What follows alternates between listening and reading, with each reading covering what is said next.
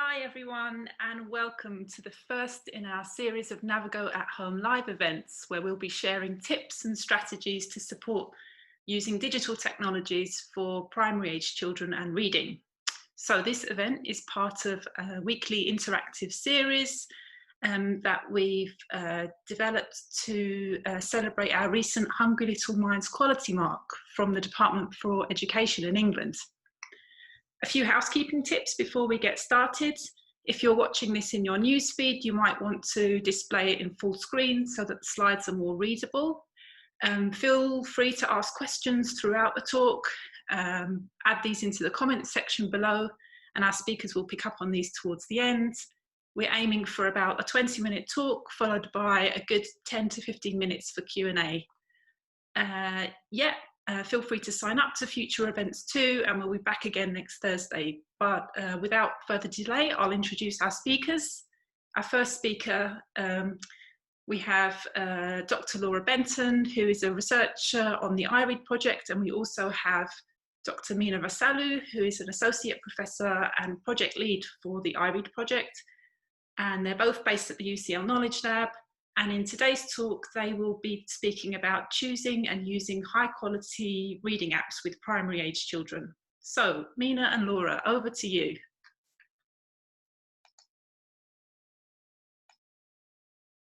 Thanks, Sarai.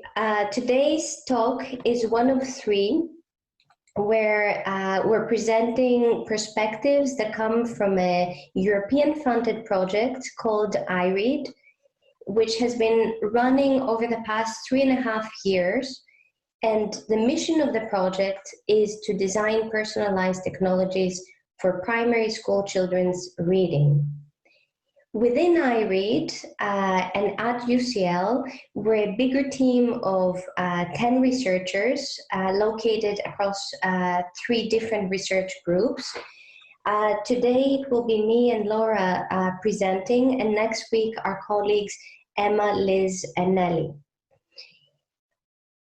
The work that we'll be discussing today reflects collaboration between UCL and Fish in a Bottle, who are a game design studio also located within England. So Navigo, our literacy game, has been designed for 5 to 11-year-old children in primary school. It includes 15 different game puzzles that cover a range of content targeted to younger children, such as phonics and sight words, to older children, such as suffixes and grammar. It's been designed within this collaborative relationship we have in iRead between academic researchers who are specializing in language development, reading development, and digital learning, digital game design, as well as practitioners. At the moment, Navigo is used across 50 schools in different European countries, with a total of approximately 4,000 students using it this past academic year, and it's currently free to download from Google Play Store. So please do visit our website, and in particular the tab for parents, where you can find instructions on how to download Navigo, but also some materials that will accompany today's presentation. Late last year, our team received a quality mark as part of the Hungry Little Minds campaign from the Department of Education in England for the quality of our instructional design. So the different ways in which we teach literacy to children. In addition to Navigo, there were a number of other apps or games that received the quality mark, and 2 in particular that focused on literacy: Teach Your Monster to Read and Phonics Hero. So for today's presentation, we'll be drawing from all 3 games to give good exemplars of game design practice. With this, I will hand over to Laura, who will explore with you the different dimensions of instructional design for children's literacy apps. Thanks, Mina. So lots of apps say they're educational and designed for children, but this is something that you'll probably also want to check for yourself. And as part of the Hungry Little Minds campaign that Mina mentioned, the Department for Education developed this feed test, which you can use as parents to evaluate different apps. And what it does is it gives ideas of questions that you can ask to determine whether the games or apps are fun, educational, engaging, and also well designed. And we're going to look in a bit more detail at a subset of these during today's session. Firstly, I'm going to highlight some key educational elements of reading apps and also give some best practice examples from the Hungry Little Minds approved apps that Mina mentioned. I'm also going to try and provide some strategies for you to help your children make the most of the learning opportunities available within the app. So our first key element is the learning objective and reading instruction. So when you're looking at a game or app, is it allowing the child to just practice their reading skills more generally, or is it targeting a specific skill? And is the child aware of any specific learning objective? Also, does the app introduce the reading skill through some in-app instruction, or is it presumed that it's happening outside of the app, or that the app or game is a revision activity for that particular skill? So for example, in the Navigo game screenshot you can see here, this doesn't include any teaching instructions. So it would be important to ensure that your child understands what a suffix is before playing this particular mini game. The instruction highlights what the learning objective is to identify suffixes within a word, but it's also something as a parent you could reinforce. Children also need to be aware of their progress towards successfully completing the goal within the learning activity. And the criteria for this success is often made clear to the child, for example, through being displayed on screen through a quantified target.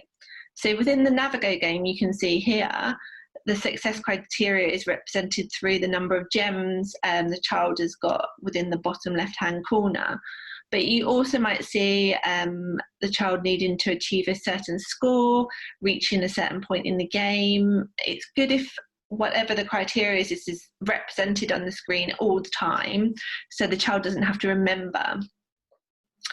Another tip within these kinds of apps and games is to look out for the use of specialist vocabulary to make sure your child understands it. So words like suffix, prefix, phonemes, graphemes, digraphs, all of these terms will be introduced to even quite young children at primary school. And to see definitions of them, you can check the appendix in the national curriculum, but also we've made some of the key vocabulary available within our support materials that we've sent out as part of this session. A second key element we'll be looking for is feedback. So within apps, there are different types of feedback that children that can help children know how they're doing within a learning activity. For correct answers, it can be something as simple as you're right, a tick, sometimes more abstract. So we've seen things like a number of cakes in a fridge. It can be less explicit for incorrect answers, often because designers are trying to avoid upsetting children who are worried about failing within these kinds of apps and games. So it's important to help them recognise different cues so they understand what they're doing. For example, when the teacher wants them to read a screenshot here that you can see, it says, "Oops, your monster got that a bit wrong," if you step on the wrong letter and the monster jumps back to the start. But it could be something that your child misses, doesn't listen to, and you may need to explain why that monster has ended up back at the starting position. If an answer is incorrect, the app may tell the child what the correct answer is, or in the case of the example here, they're expected to keep trying until they reach it by themselves, and I'll talk a bit more about this shortly. Some apps indicate where a specific error has been made, so the child knows which bits they've done correctly, and it will then focus their attention on correcting the exact error that they've made. So in the example here, where the child's trying to spell the word flake from the Navigo game, the letters that have been placed in the incorrect position are highlighted in red, so the child knows that they need to look at the positioning of those particular letters. If a child gets an answer wrong, does the app give a hint about the correct answer? So this example from Phonics Hero, although a child's allowed to select the same wrong answer multiple times, the hint does change each time, so it gradually increases its explicitness to allow a child to get closer to the correct answer. So it will sound out the word, read the word as a whole, and then eventually the word starts bouncing up and down, so the child can clearly see where the correct answer is on the screen. In Navigo, we give a hint after the child has got one incorrect answer. So in this example here, if the child selects an incorrect word, they're then told they need to look for a noun before having another go. Apps use a range of try again design. Sometimes a child may get 2 attempts, sometimes they get to try again with new content, or they may have unlimited attempts until they get to the correct answer. If an incorrect answer are disabled, it can allow a child to progress through using brute force by just tapping on any answer that they see. But equally, if there are lots of answers and none of them are disabled, then children can actually get stuck in an endless loop where they're unable to progress within the app. So how can you use this knowledge to help your child when they're using these apps? Firstly, there's some things that you can introduce to them. So you can point out any learning objective to make sure they're aware of this. Ask your child if they understand what the app or game is requiring them to achieve to successfully progress to the next stage, and highlight any on-screen indicators to them. Most of the reading apps that we evaluated use outcome feedback. So this is feedback where it says if your answer is correct or incorrect, flags up any errors, allows the child to try again. You can point out the meaning of this different feedback, particularly if it seems abstract or a bit subtle for your child. And secondly, some areas you can provide additional support. So if the app doesn't include any reading instruction, you can do a revision session with your child prior to using it, or maybe you might want to incorporate the app within a relevant homeschool lesson. When there's unlimited try again as an option, many children, often younger children, will just start tapping on everything until they come across the correct answer. So you can provide them with strategies in advance to help them stop and think, consider each answer, potentially repeat feedback they're given. You can read through each answer with them and maybe help them try it out in a sentence. And lastly, although the research literature suggests elaborative feedback is the most powerful form of feedback, so this is feedback providing directions on the process or strategies to reach a correct answer. Many of the games that we've seen are missing this. We have seen examples of hints being given, but often they're quite simple and they don't refer explicitly to the answer that the child's given. So you might want to try and expand on the feedback that's given in the app. Maybe, if possible, try and diagnose the misunderstanding your child has experienced. And you can also give them strategies to find the correct answer. So it may be things like using their phonics knowledge to sound out a word, or if they're looking to identify prefix or suffix, that they should be looking for a root word, which is a whole word. And these are also strategies that can transfer quite well away from technology as well. And with that, I'll pass back to Mina. Okay, thank you, Laura. So Laura has explored some of the instructional design dimensions. What I would like to briefly now talk about is how you can look out for aspects of the interface that support a usable and intuitive experience for your child. So one of the key things that you may want to consider is specifically the readability of the text.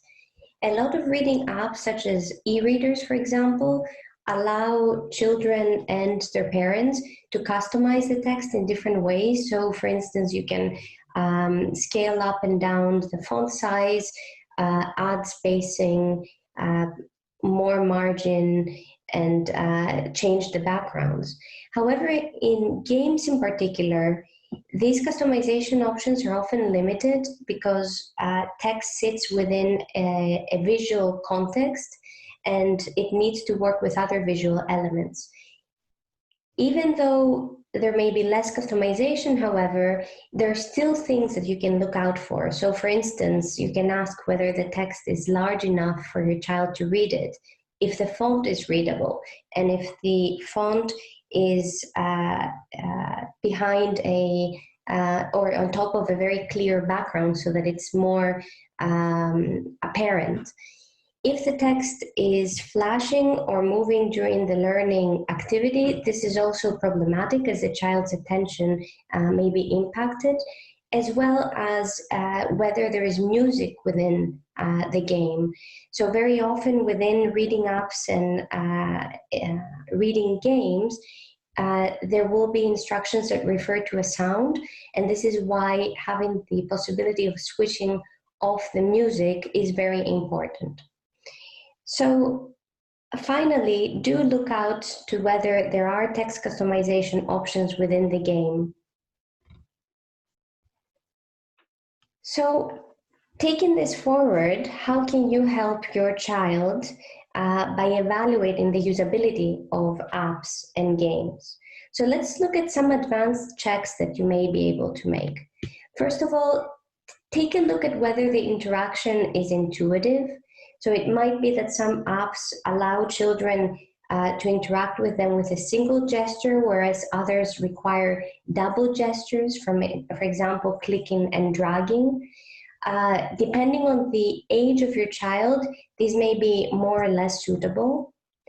The second check that you may want to be looking at are the text settings, as we've just explored in the previous slide, and whether the text is readable, but also looking at whether customization exists within the app. And then finally, with respect to games in particular, games are often designed to balance the element of fun with the element of learning. A good game is one where the learning and the fun are embedded, so they're happening at the same time. However, in many games, you will find that children are learning, they're gaining maybe points or rewards that then they can reflect in constructing an element of the world, which is the fun part of the game. So you may want to see whether the balance is in the correct direction for you and your child's learning. So in addition to these advanced checks, there are some support strategies that we have found from our research to be useful. So first of all, making sure that you verify that your child understands the instructions within the game. So if, for example, the game asks them to drag the correct answer to somewhere on the screen, ask them to voice out the instructions so that you're certain they know what the task at hand is. A second strategy would be to support children with secondary cognitive skills that are often designed within apps and games. So for instance, we have found that sometimes certain games will require the child to rely on their memory. And some children whose memory is still, memory skills are still developing, this might be an area where they become particularly frustrated as they cannot access the literacy content. So make sure to be on the a guide on the side to support them with these particular aspects.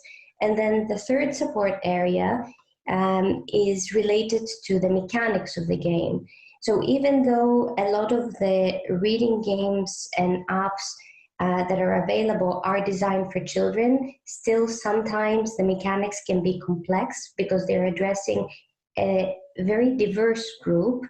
So you may want to model the mechanics in order to make sure that your child understands how to use the game and what the underlying logic is. So with these final supports, I wanted to close with some reflections on game design for literacy more broadly. So when you are selecting apps for your children, one of the things you may want to do is to go to the materials available online by the developers and try to understand what are the different points of view, what are the different perspectives that inform design. So for example, in Navigo, we have collaborated in an interdisciplinary team involving academics, practitioners, but also industry experts in game design. We've looked at literature, so we've taken a research-informed approach, but also we've tested the game repeatedly in schools, not only with teachers, but also with students. In Teach Your Monster to Read, looking at the available information online, it's evident that there's a very strong game design team behind this particular game, but they've also involved academic educational advisors. And then finally, in Phonics Hero, there is a research-informed approach that has been taken to designing the content and the activities, and also there have been other stakeholders such as teachers and educational psychologists involved. As you can see from this slide, there's some commonalities across games, but some differences. And in particular, I wanted to mention the important role of children in being involved in the game, not only to get a good sense of whether the game is engaging for them, but really to see how the instructional supports and the usability work for children. There's a lot to be learned from this. So with this, I would like to thank you for watching, and we will take any questions here. I also wanted to point you to our different social media platforms.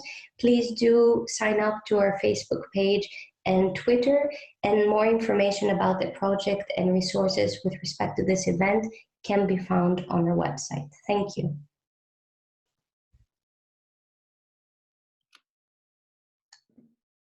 That's great. Many thanks, Mina and Laura, for such an informative talk. Okay, so we're going to open up for questions now, and we've had a few questions coming in, as well as some that have come in advance. I'm going to start with the ones that we've received earlier on. So one question we've had in advance is, reading is certainly beneficial, but no matter how many books my child reads, his vocabulary amount is still limited.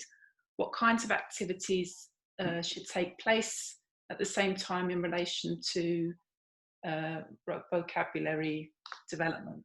And that's from a parent of a primary age children. I wondered, Mina, if you'd like to answer that one.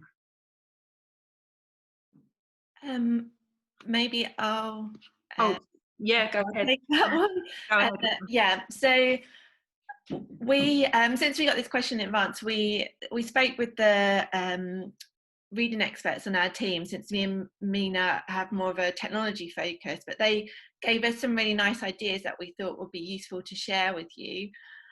So vocabulary development really is not just about the child reading new words in the book. You really need to be focusing on activating and reactivating that vocabulary in different contexts. So you need to, in terms of the books that you're selecting for your child, you need to get them at the kind of Goldilocks level, so not too hard, not too easy, and that's really going to help promote vocabulary learning. And when they're reading these books, talk about what they're reading with them. So ask them about their favourite character, what they think might happen next. These questions will help to reactivate words in the book, and also going to promote some fun talk and hopefully help with their vocabulary learning. And don't forget, even if your child's older, it's still really useful to read books to your child, or for them to listen to audio books as well, with maybe more challenging vocabulary than they can read themselves. And you can also pick out challenging words and ask your child to look up the definition of them, to think of synonyms and antonyms, just to sort of make the whole thing fun, and support them in learning the new words from the book. Great, thank you. Okay, so a second question, which has also been sent through in advance. I'm a parent of a 13-year-old child who has dyslexia, and sorry, I've skipped to a question for someone who is here. Yeah, so I'm a parent of a 13-year-old child who's a reluctant reader and has dyslexia. I can't seem to download Navigo on my laptop. The Navigo app appears on the Google Play Store, but not in the Chrome Web Store. Where can I buy Android apps? Any ideas? Mina, could you take that question, please? Sure. So at the moment, Navigo has been developed in the context of a research project, and we have made it available on the Google Play Store only. In the future, we would like to expand on this based on any additional funding we may receive, and it's important for our team because we do want to continue to expand the reach of Navigo. If you have an Android tablet, you should be able to access this via the Google Play Store. So anyone who has the hardware available, so Android and tablet with the right specifications, and is not able to download it, is welcome to email us and try to get some support for downloading it and installing it. So for this parent, I would say if you do have an Android tablet, do contact us and we'll try to help out with this. Thank you. Yep. Perhaps if you send us a message through our Facebook chat, we can get back to you in that way. All right. So the next question is another one that came in advance. So provision for reading differences is so hit and miss in schools. How can you roll out your services to reach the maximum number of children in need of specialist support at the earliest possible stages? Perhaps if you take that one too, Mina. All right, thank you, Sarai. So we think that to reach children, we really need to start with the teachers, supporting the teachers to learn how to use technology effectively, and through this work with them, start to expand and benefit more and more children. Within the remit of the project, we are collaborating with a number of teachers across 10 schools in London, and what we can do from this is to find some common practices that are useful for a wider range of schools and teachers to make a tech intervention for reading worthwhile. However, this is, I suppose, what we can achieve in the remit of a research project. To really have impact and to reach maximum numbers, we think it is also important to look at policy. So bringing in digital technology to initial teacher training, making room for professional development. So it is universities like us that can support these efforts, but it's also policy level efforts that have to happen to bridge these kind of two levels and to have maximum impact at schools. Great, many thanks. So I'm just scanning through to see if we've had any more questions coming in. We had a related question about which platforms Navigo game is available on. Is the Navigo game available on a Kindle tablet? I think you may have answered that, Mina, already. Let's just take another quick look.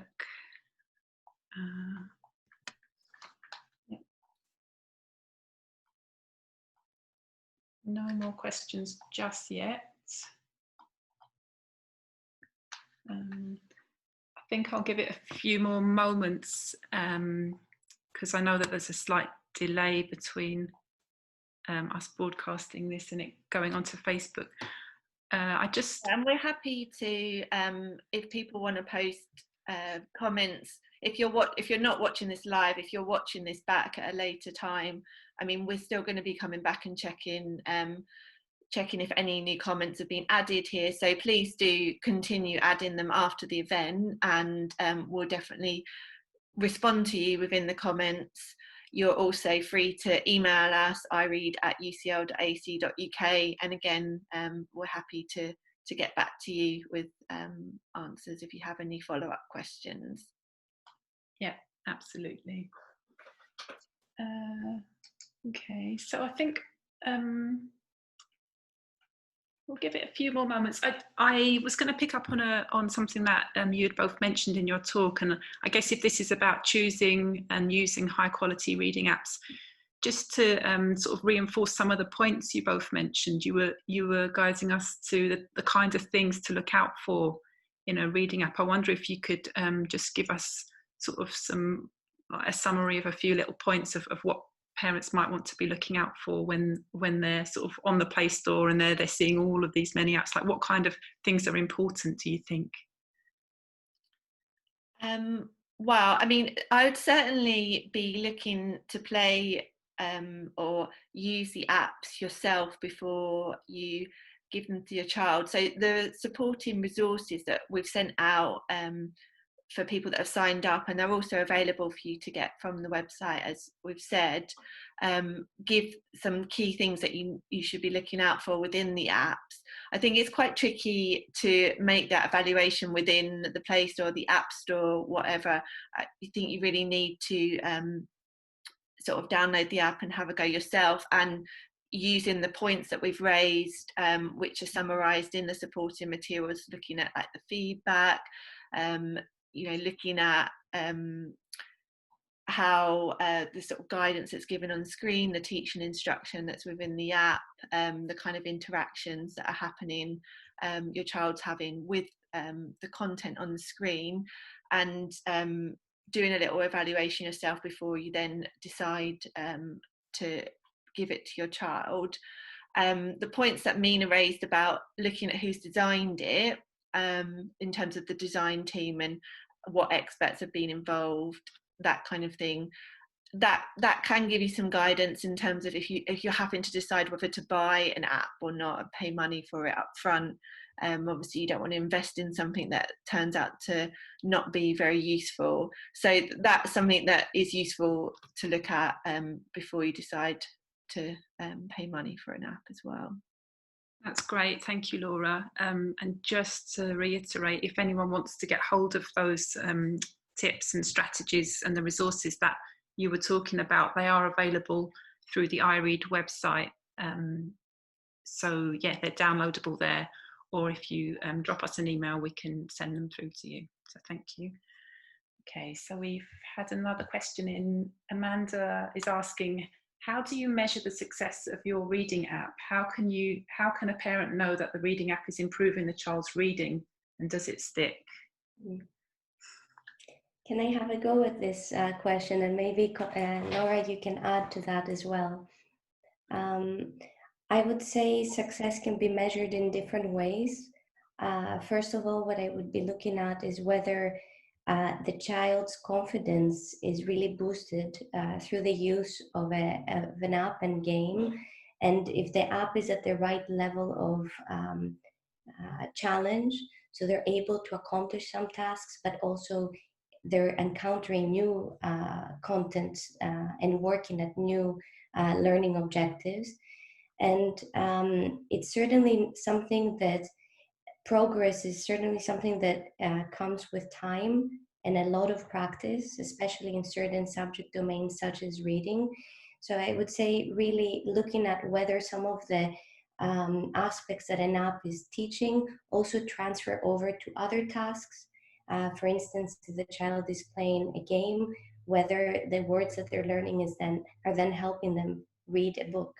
So I think it's a reflective process that a parent needs to engage with over time, and really to be picking up at whether confidence is building up and whether transference of learning is also happening.